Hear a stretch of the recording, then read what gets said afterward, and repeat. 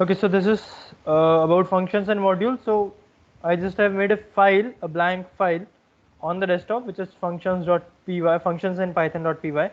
Okay, and now what is my task is to tell you about what is function, what are modules, what are different types of functions, and how to call the function, how to define the function, when and when not to use the function.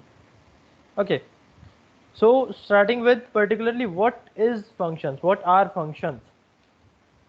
Functions are nothing but a kind of block of code. What is the meaning of block of code? That a block of instructions. What is code? An instruction. So I have instruction 1, I have instruction 2, I have instruction 3, instruction 4.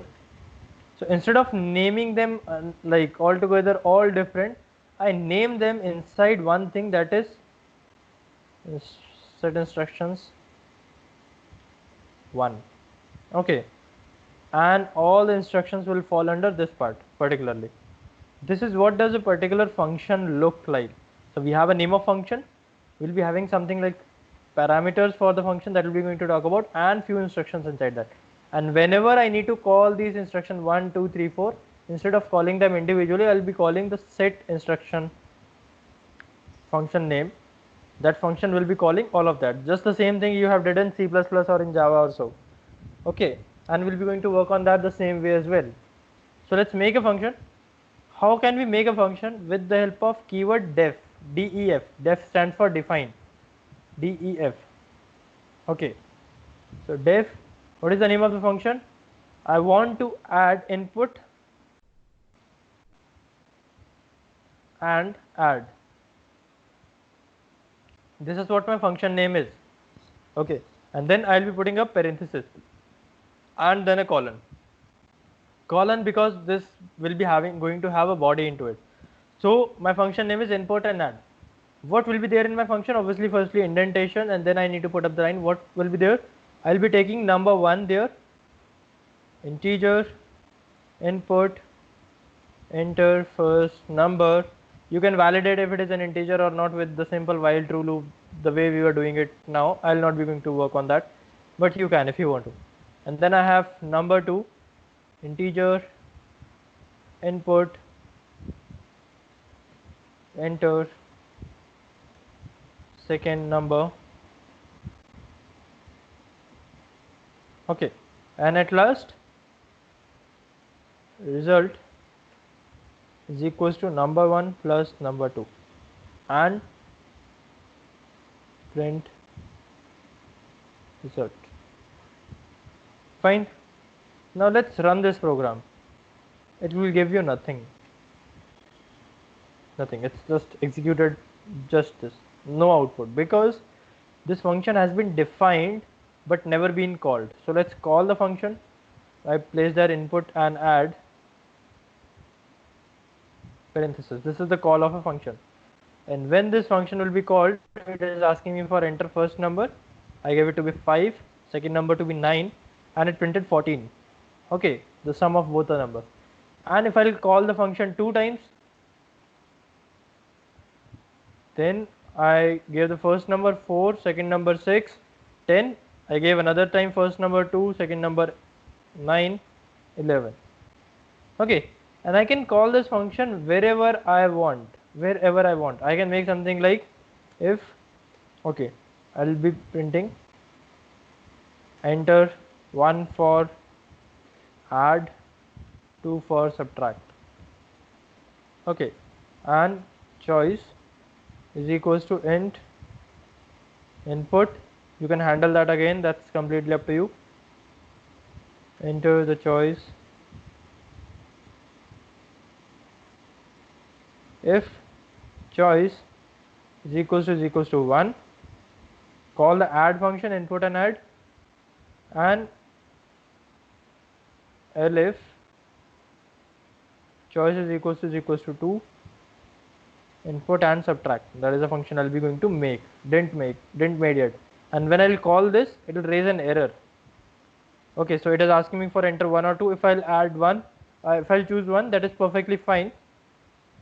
But when I'll choose 2, it will be giving me an error. that name, input and subtract is not defined. So let's define the function. Everything's same. Yeah, I will repeat. Let's repeat that. What I said is earlier we were calling the function in the plain manner. Okay, and that was giving us the output, taking number 1 3, number 2 0, sum is 3. If I'll call this function 5 times with a loop or whatsoever way, it will ask me the same thing 5 times.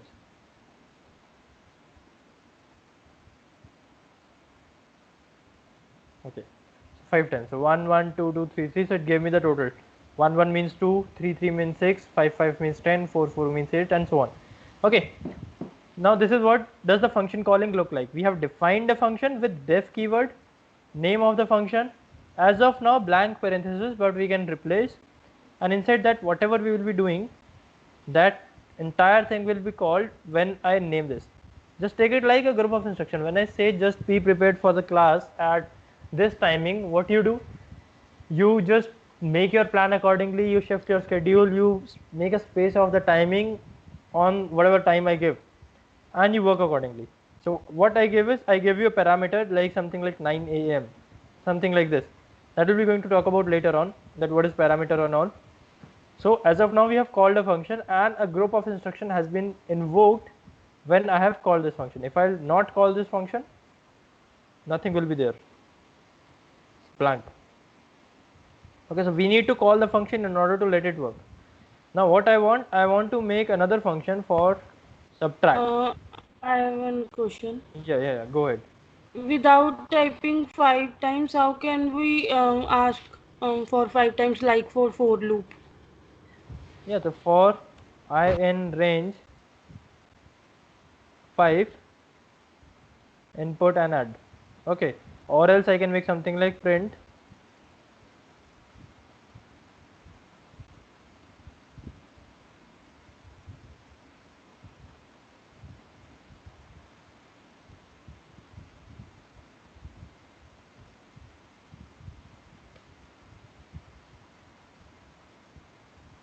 C. Okay, wait. All right. Okay, so 0th iteration, or I should modify that to 0 plus I plus 1 because it starts from 0. So first iteration, what is the number? 3, 2, sum is 5. Second iteration, number is 6 and 7, sum is 13. Third iteration, 8 and 9, sum is 17. Fourth iteration, 0 and minus 1, sum is minus 1. Minus 4 and minus 2, sum is minus 6. So I have called the function just this for 5 times with for loop. Okay, and this is just a fancy string printing, nothing else. So let's remove this part. Now that's what I'm coming up with, that you can put that function wherever you need it. Like this, I have two functions, input and subtract. Okay, the input will remain same, result will be minus, that's it, everything will be same. I have one more function of multiply.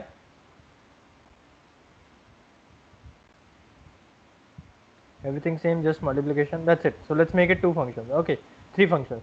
Then you are saying enter 1 for add, 2 for subtract, 3 for multiply. And then you are asking input from users, choice is equals to integer input. Without handling I am doing that, you can handle that. Enter your choice. If ch is equals to 1, what to do? Call input and add. Okay, and then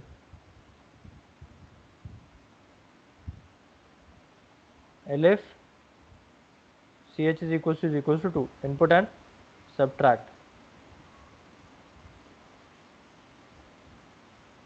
Elif ch is equals to 3, input and multiply. That's it.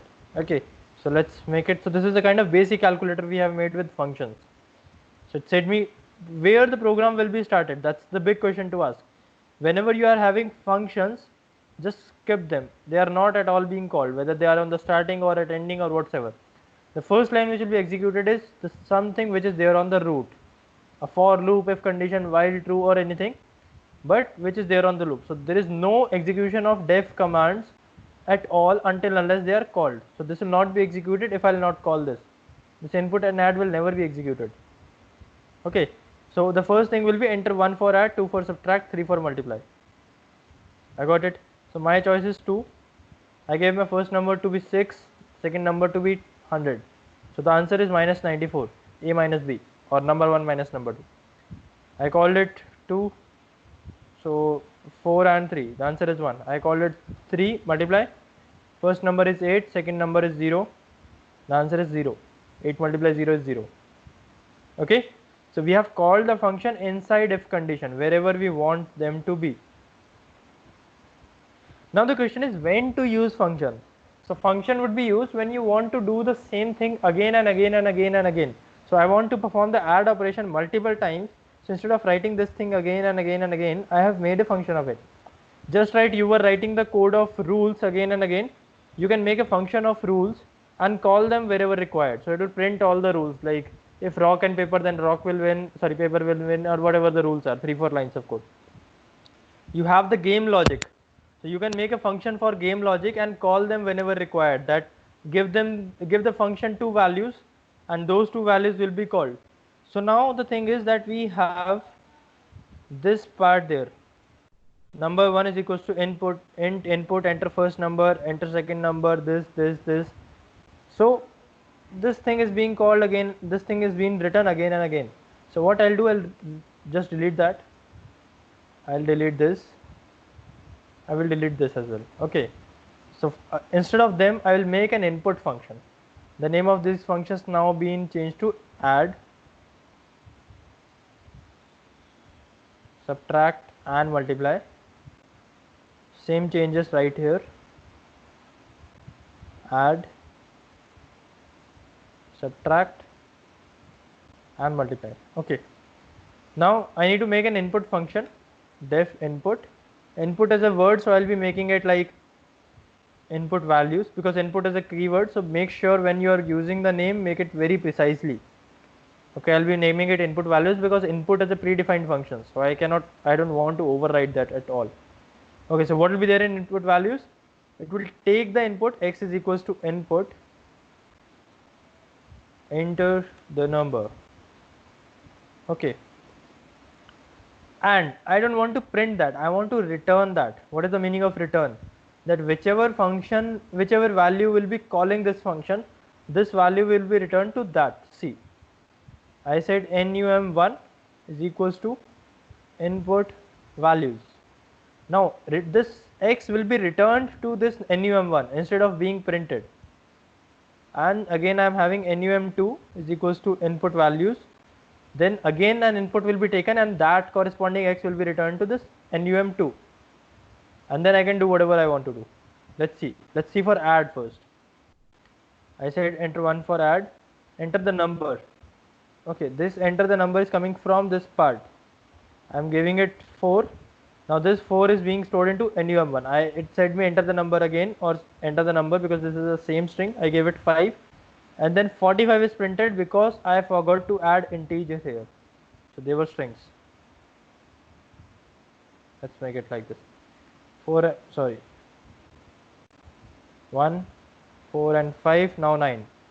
Okay, so I need to add a space there to get this modified, this enter the number 4 part.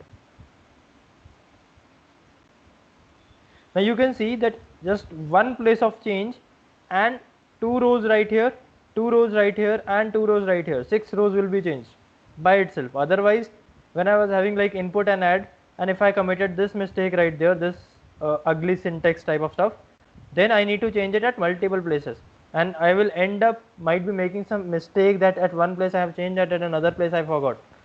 So functions are very much handy when we need to work on like this. Now you can see that again I need to call num1, num2 again and again right here.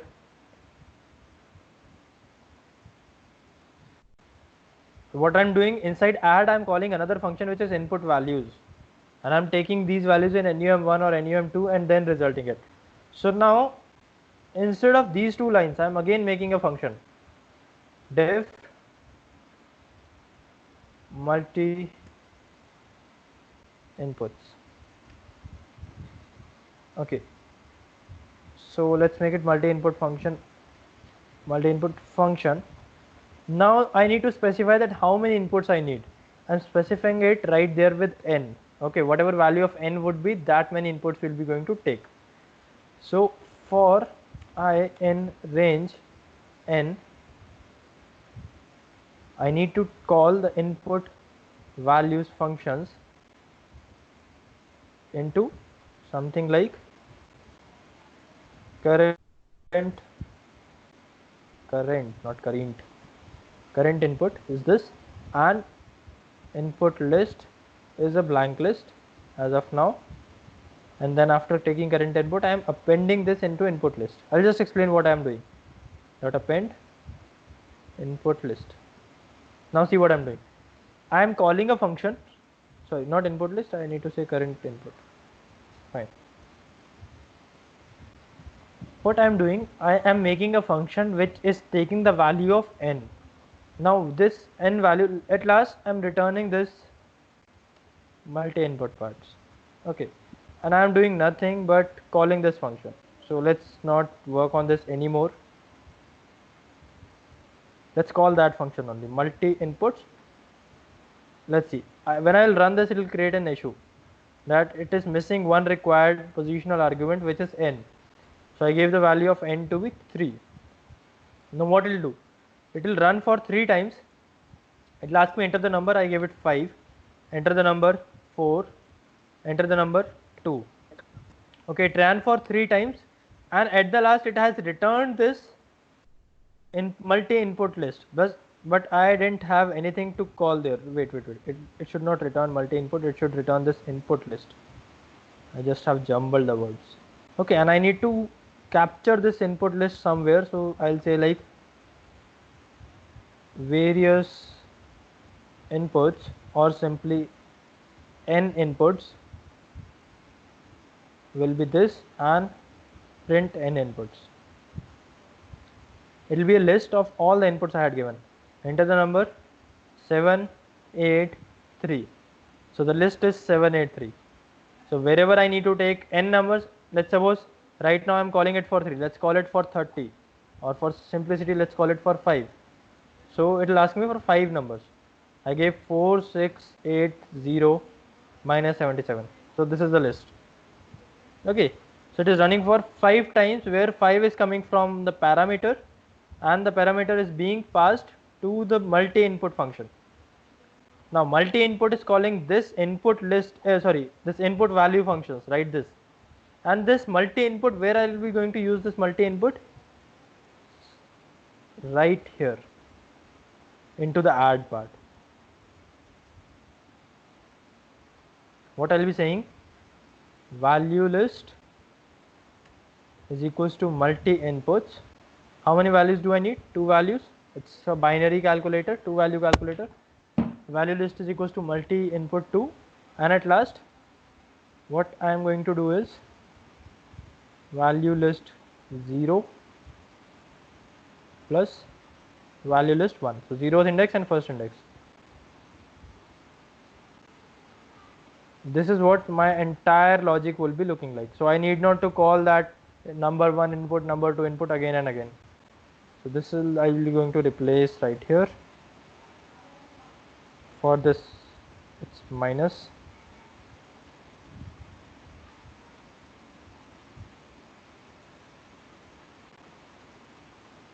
multiply, let's call them. Okay, so now I said enter 1 for add, 2 for subtract, 3 for multiply. Let's take it 3. Enter the number 66. Enter the number 2. The answer is 132.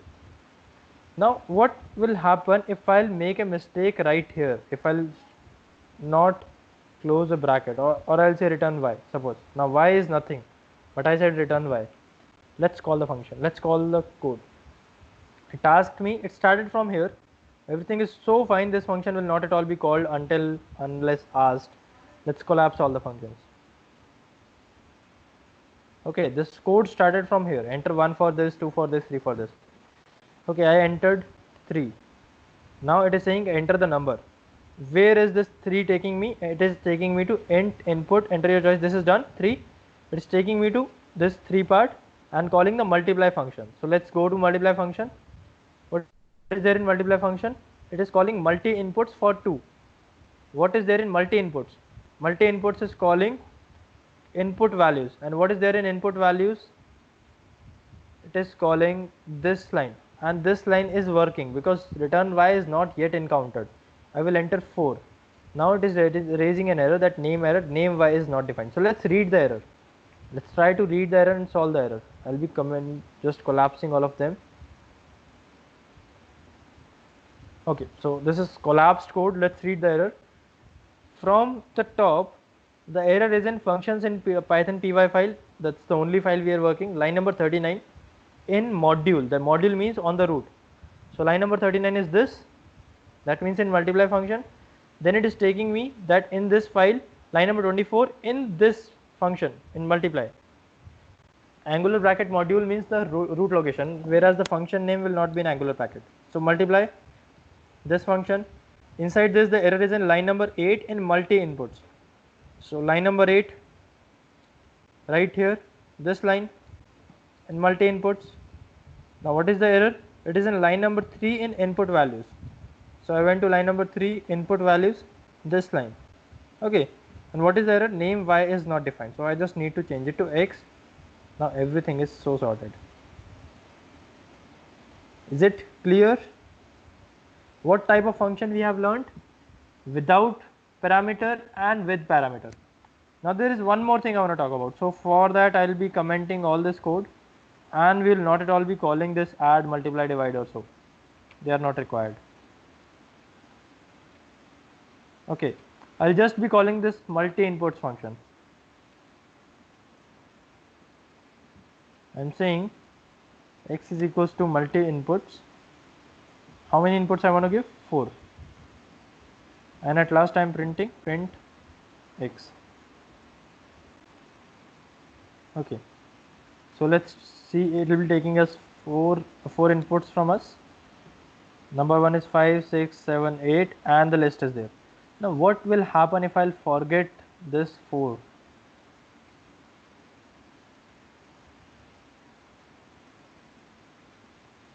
Then it should work with the most frequent set I have placed, but there is nothing specified that what is the most frequent part. So what can we do right here? We can make this multi-input function, the value of n, to be a default value. We can say something like n is equals to 2, and whenever someone will be calling this function with a parameter, that value of 2 will be overridden to 4. Now 4 times it will be asking me numbers. But when someone will call it without any parameter, simply multi inputs, simple bracket, then it will take the value of n to be 2. Okay, so without any error, it is asking me the values for 2 times and giving me the list. So the default is 2 until unless you don't want to specify that. So these are known as default parameters, and this is the concept in every language, whichever language you learn, like C, C++, Java, Python, R, any language. Functions will be there with parameter, without parameter, and default parameter and all of that. Okay, now what you need to do is you need to take your time, make the functions, write the code, work on that, and for all this you have 15 minutes. It's 1:15. I'll be continuing with the next part at 1:30 sharp. Whatever your doubts would be there, just keep me posted.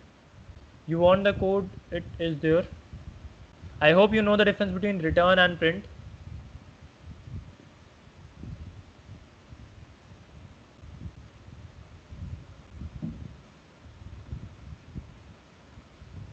Okay, so your doubts, I would be getting it right there. I hope it is clear to everyone.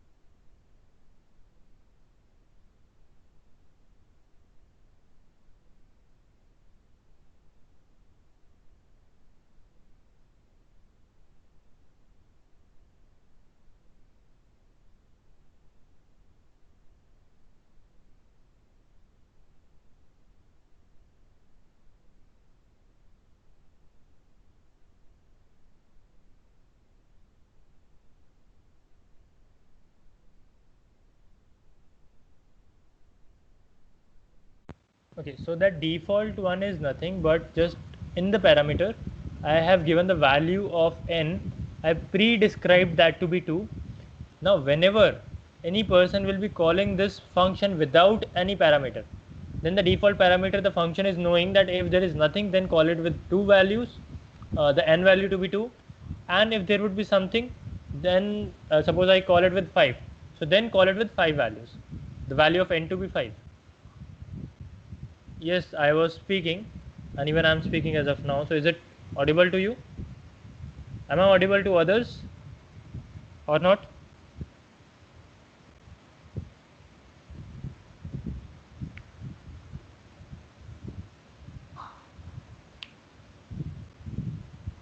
Okay. So am I audible to you, Tanvi?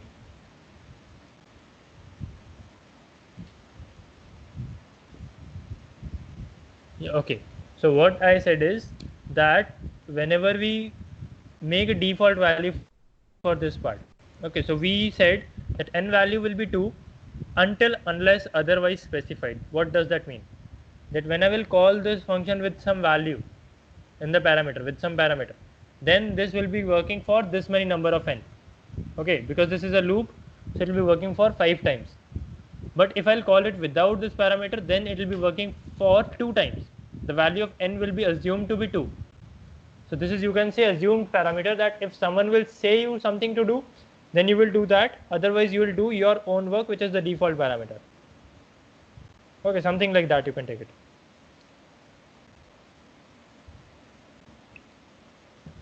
Is it clear right now or not?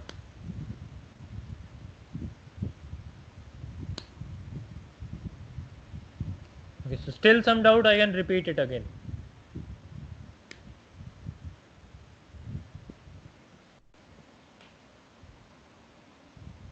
This is something important, and I hope you will be working along with this. You want me to repeat that again? Just let me know.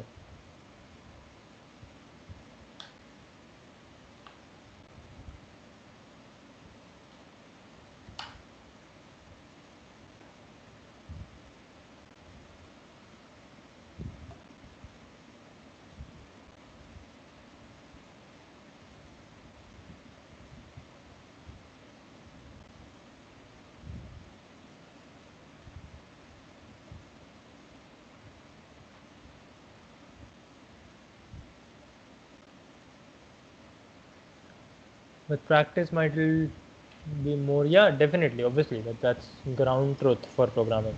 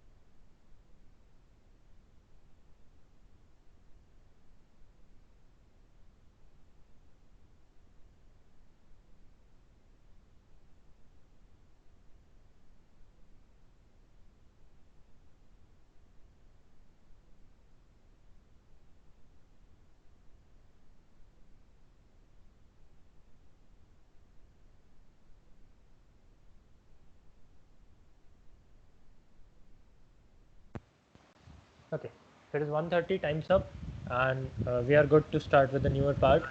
I hope all of you have done that. Anyone who is still left? Anyone who is still left to do the things?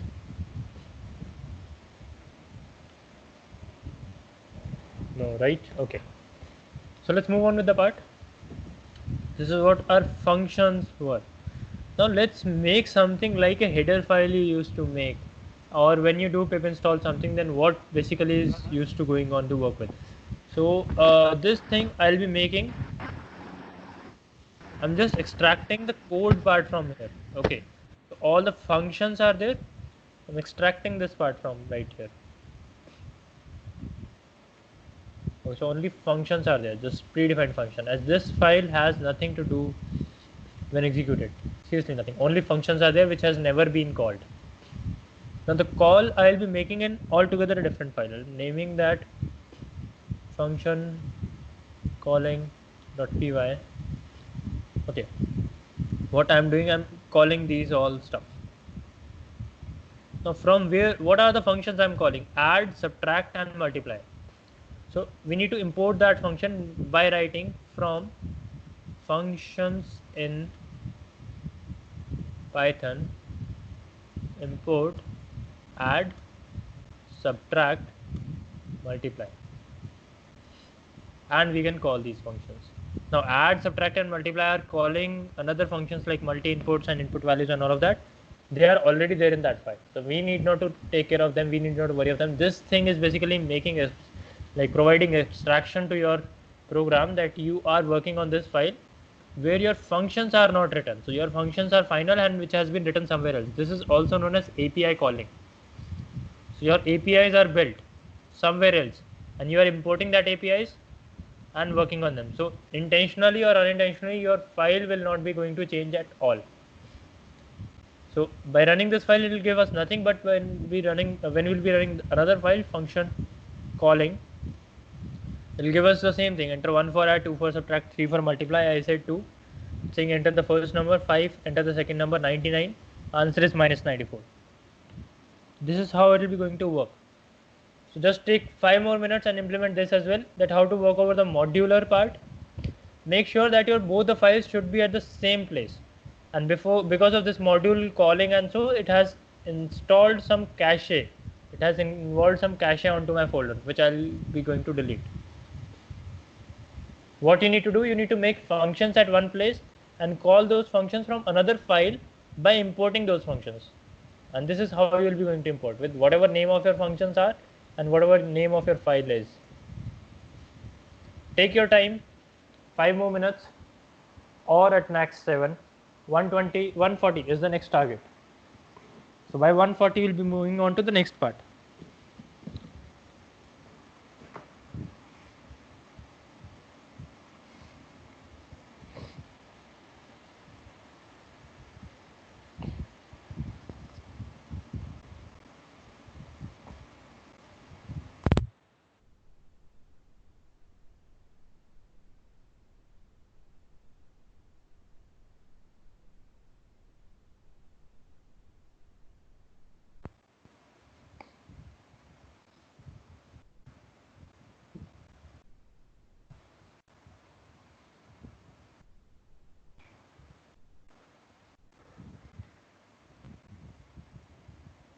Okay, what I was saying is that take 5 minutes, or then I revised that to 7, that by 140 we will be moving on to the next part. It is 134 as of now. Take 5 minutes and do this.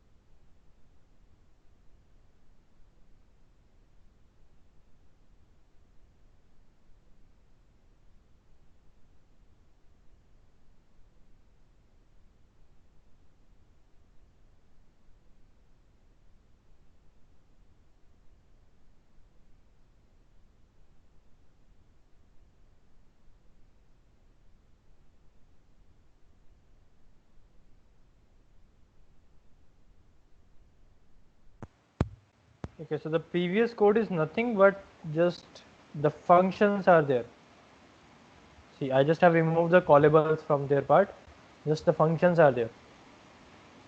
Okay, no calling for functions. This is what the previous code is.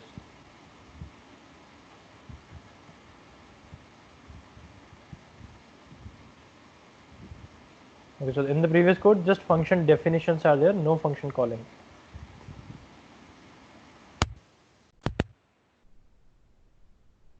And make it fast, it's just 3 minutes remaining.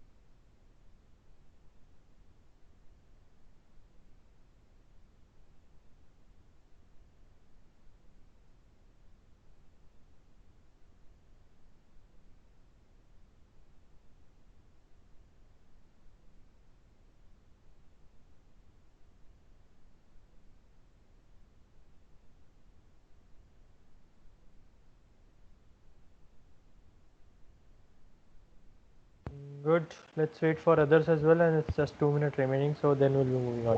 And others, please, when it will be done, just let me know.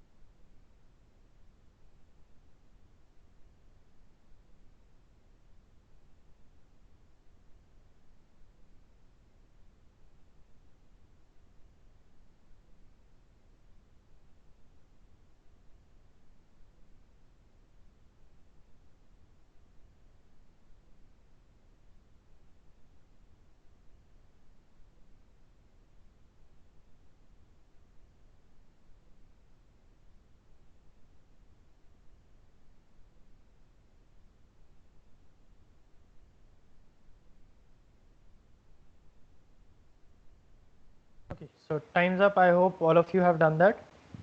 If not, just follow along with the video and do it the remaining part. I'll be moving on to the next thing, which is something important, something seriously important, and that is exception handling.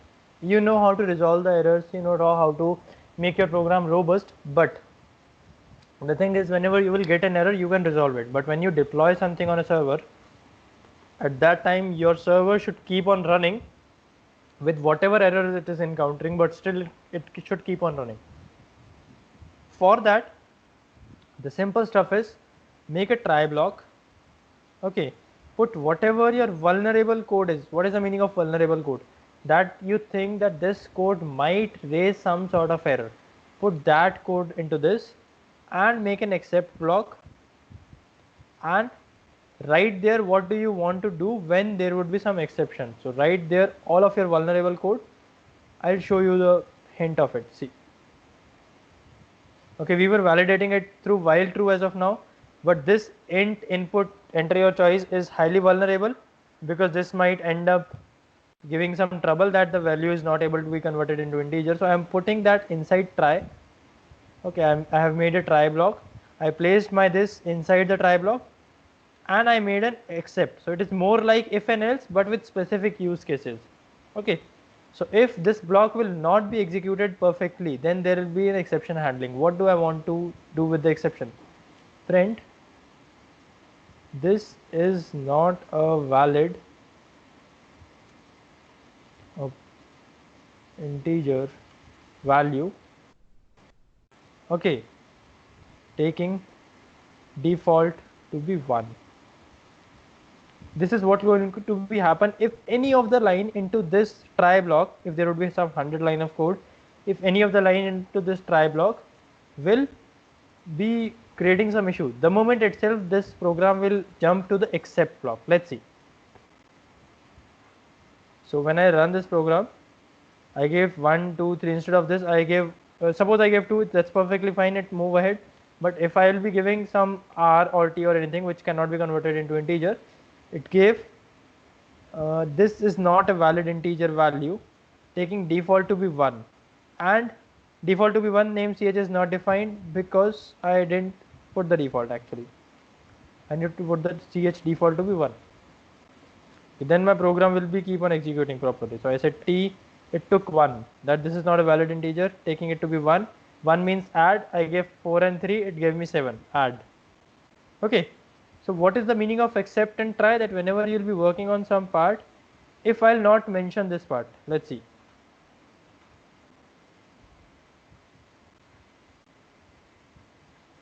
Okay, suppose if I didn't mention this part, so what will be going to happen?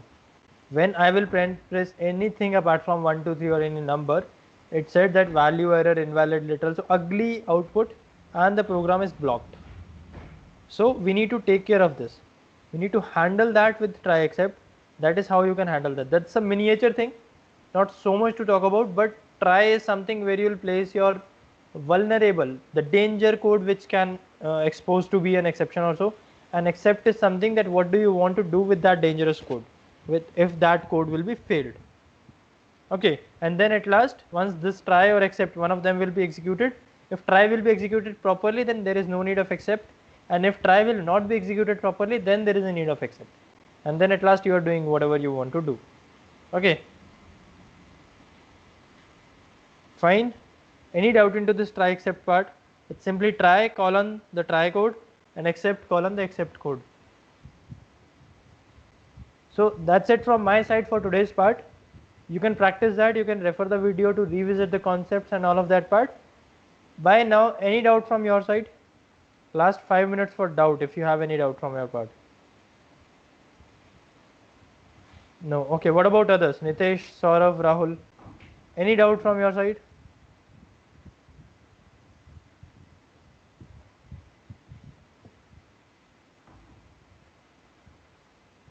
Nitesh, Rahul, Gurpreet.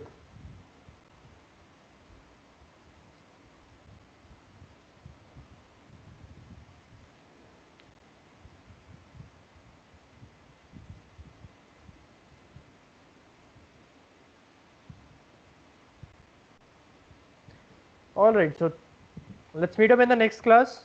Okay, and in the next class we'll be going to talk about the the extras. Okay, and what we have chosen to be the elective this time, it is machine learning toolset C. Okay, so we are done with module 9, into which we talked about user defined functions, how to define and call a function, how to make a recursive function when a function is calling another function into it, or when a function is calling itself into it. Usage of the pass keyword. Pass we have already read in the previous part, that pass is something which is just for space filling, and how to make the module and how to import the self-made module into another file. This is what we have done. right? Pass is something which you have skipped this time because we have already done that previous time. Pass is something to make to fill up the space actually. And then the extras are there. There are 5 extras. Out of them we have chosen to go for the first extra, and that will be going to work over in the next class. All right. By that time, take care. Bye bye. Have a great day.